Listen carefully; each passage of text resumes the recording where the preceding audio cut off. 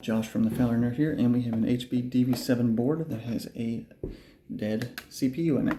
So we're going to swap it out from one we found on another board that is compatible. Anyway, real easy. All you need is a flathead screwdriver here, a Phillips head screwdriver, thermal paste, a rag, and some isopropyl alcohol. Okay, so pull off these three screws. One here, two here, three there. Cool. Slide that out of the way. Swap to your flathead bit. Turn this to the unlock position. Pop out the CPU. Okay, now we grab our other board, which is here. We're going to go ahead and clean all this old thermal paste off of this. Just give her a little squirt with some ISO there. Clean it off. Get all that shit off of there. Use a little toothbrush if you have to get some of it off. All that hard ass crusty shit that's on there.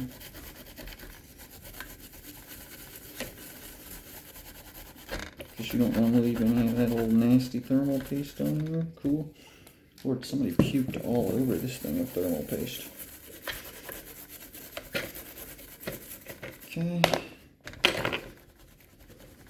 Okay, all the old thermal paste is off of there.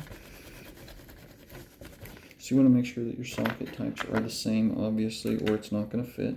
So unlock this one. Pull this CPU in. Oh, we're done with this board now. Set it out of the way. Come back to our original board. Put the new CPU in. And it can only go in one way.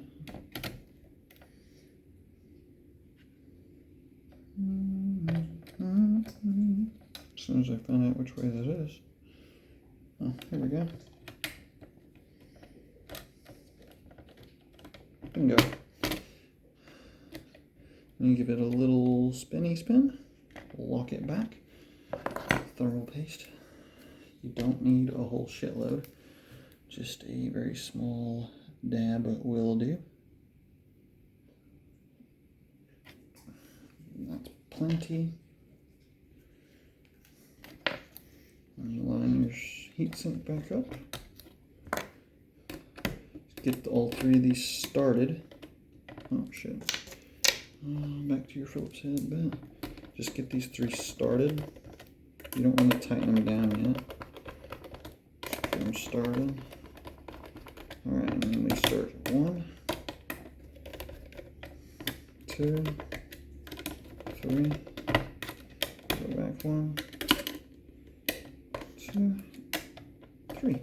And we are done. So thanks for watching, and like, subscribe, and comment. We'll see you next time.